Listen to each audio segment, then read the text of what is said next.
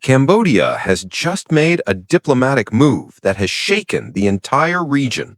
A nation once considered a strategic ally of China has now unexpectedly turned its back and called on the United States to lift its arms embargo and expand military cooperation.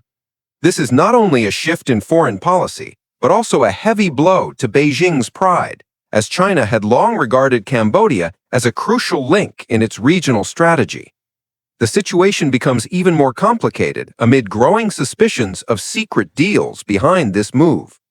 One particularly notable detail is whether Cambodia has handed over Chen Zhi, a powerful tycoon with close ties to China, to the US as part of Washington's global crackdown on transnational cybercrime.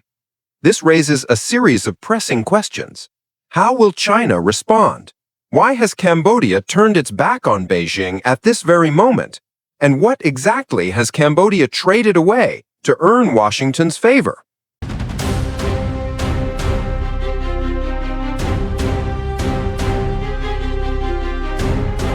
The meeting between U.S. President Donald Trump and Cambodian Prime Minister Hun Manet at the ASEAN Summit in Kuala Lumpur on October 26 has opened up a series of new diplomatic opportunities between the United States and Cambodia. Since 2021, the United States had imposed an arms embargo on Cambodia over concerns about China's military presence at the Ream naval base, as well as corruption and human rights issues. However, in just a few years, Cambodia has completely shifted its stance, proactively opening dialogue with Washington. According to Cambodian analysts, this is not merely a policy adjustment, but a bold strategic maneuver.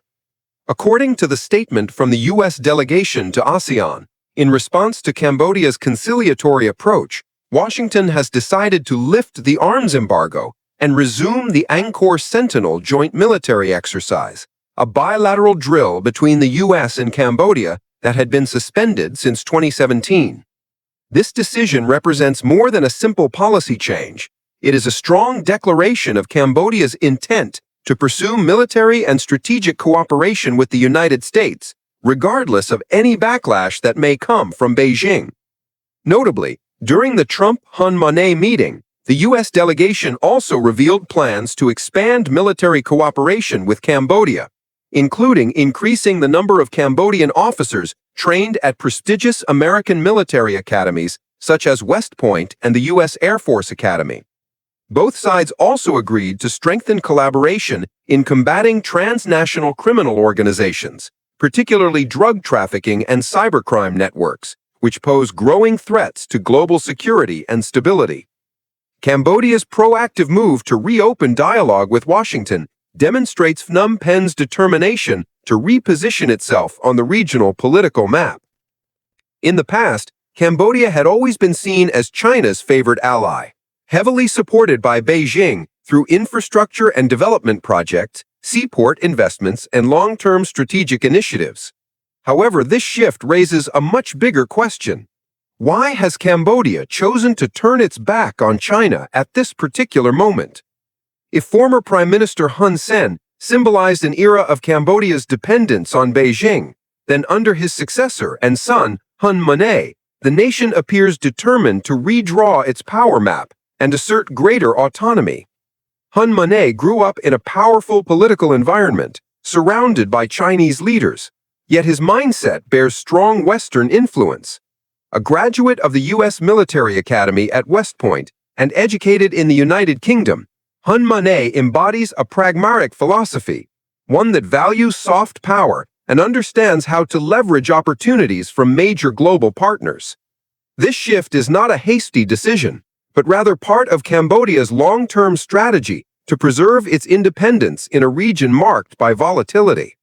Though small, Cambodia has gradually realized that relying solely on China's support would trap the country in a web of dependency, one in which every major decision is dictated by Beijing. This pivot has not been easy. China is not only Cambodia's most important economic partner, but also its strongest military ally, particularly in border disputes with Thailand, where Beijing has provided military assistance. Yet, instead of continuing to depend on China, Cambodia has decided to move toward a strategic and military partnership with the United States.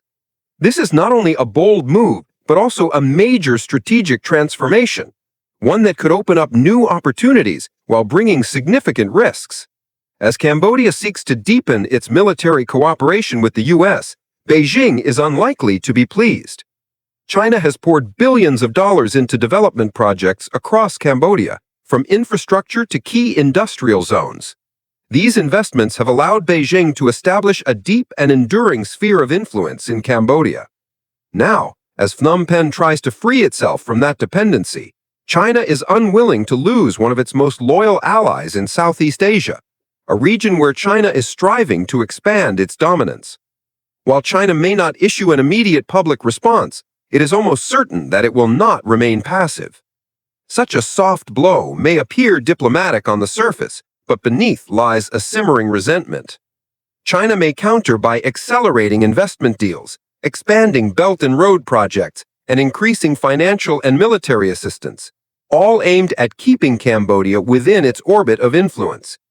This has long been China's playbook, using money and leverage to maintain the loyalty of regional partners. What truly worries Beijing is not merely the number of contracts or projects at stake, but the political symbolism that Cambodia represents. In the past, Cambodia stood as a model of China-ASEAN friendship, a showcase of Beijing's strength and influence in the region. A shift towards the United States would undermine this narrative and send a powerful signal of changing regional dynamics. A single American flag raised in Phnom Penh is enough for Beijing to feel politically threatened. Analysts argue that China's reaction to Cambodia is not only a direct response, but also a warning to the rest of Southeast Asia. Those who dare to step out of Beijing's orbit will have to pay the price.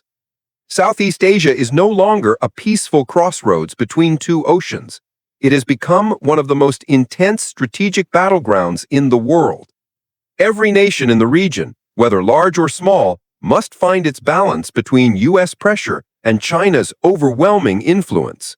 And as everyone understands in international politics, every decision comes with a cost, and nothing ever comes for free. Every statement, every pledge, no matter how humanitarian or well-intentioned it may seem, carries hidden calculations that only those directly involved can truly understand.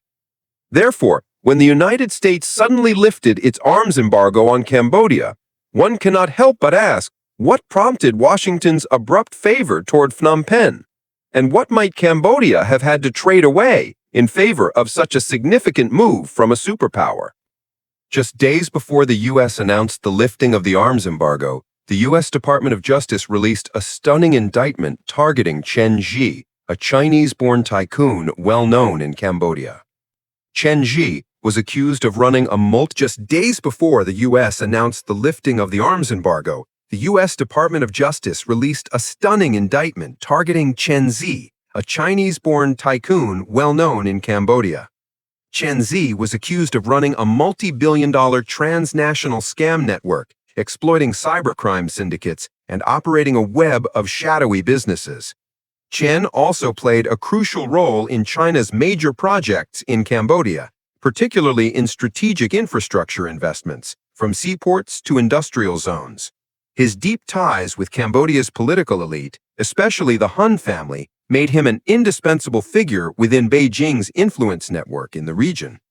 Soon after Chen Zhi's indictment and international warrant, Washington moved to lift the arms embargo. Two events that initially appeared unrelated are now being closely linked. Analysts suggest that this indictment was not an isolated act, but rather part of a covert understanding between Cambodia and the United States. Through its global crackdown on cybercrime, Washington may have used the Chen Zhi case as a powerful diplomatic tool to expand its regional influence. By cooperating in these operations, Cambodia not only assists the U.S. in targeting criminal organizations, but also seizes the opportunity to reduce its dependency on China. This could be interpreted as part of Cambodia's long-term strategy to diversify its international relations and avoid becoming trapped within the orbit of a single great power. Yet the larger question remains: Does Cambodia truly have the strength to maintain its independence in a world defined by such intricate power games, or is it merely becoming another pawn on the geopolitical chessboard of global superpowers? The power struggle in Southeast Asia has entered a new phase. Washington is reasserting itself in the region with an ambitious strategy, rebuilding the regional security network to counter China's influence. The Philippines, after a period of cooling relations, has reopened its military bases to U.S. forces and upgraded its ties with Washington to a comprehensive strategic partnership. Indonesia is no less significant in this equation. The country has signed new bilateral defense agreements, strengthening its military cooperation with the United States. And now, Cambodia has become a crucial pawn in the grand chess game between Washington and Beijing. With its strategic position along vital regional maritime routes, Cambodia has turned into a necessary link for the U.S. in executing its strategy to contain China's rise. This is not merely a confrontation between two superpowers in terms of military and economic might. It is also a battle of political influence, strategy, and perception. The United States did not simply lift an arms embargo. It used this concession as a strategic move to pull Cambodia out of China's orbit. Military cooperation, officer training, and joint exercises are not just acts of diplomacy. They are part of America's broader plan to build a containment arc stretching from the Pacific to the Indian Ocean. Washington understands that every joint operation, every Cambodian officer trained at a U.S. academy, plants a seed of influence for the future. Meanwhile, China continues to employ its traditional money for influence approach, relying on massive financial investments and infrastructure development. However, as many nations grow wary of Beijing's mounting debt traps, this strategy is beginning to lose its appeal. The U.S., by contrast, is pursuing a different path, one based on long-term cooperation, mutual interests, and trust.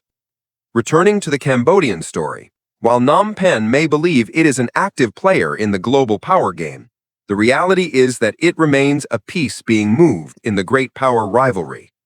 Cambodia may think it can maintain a delicate balance between the U.S. and China, but in truth, it is being pulled in both directions. A single nod toward Washington could cause Chinese capital inflows to shrink, while a friendly remark from Beijing might rekindle American suspicion. Ultimately, Cambodia will face a deeper question. Can it truly preserve its independence, or is it merely a pawn in the power struggle of superpowers? As the geopolitical rope tightens, the first to feel the strain will not be the U.S. or China, it will be Cambodia itself. Every action Phnom Penh takes is carefully scrutinized by both Washington and Beijing, and each decision has the potential to lead the nation into a precarious position. Thank you for watching this story. If you found it meaningful, please subscribe, turn on notifications, and share this video. And now it's time to say goodbye. Thank you for staying with Societal Stories.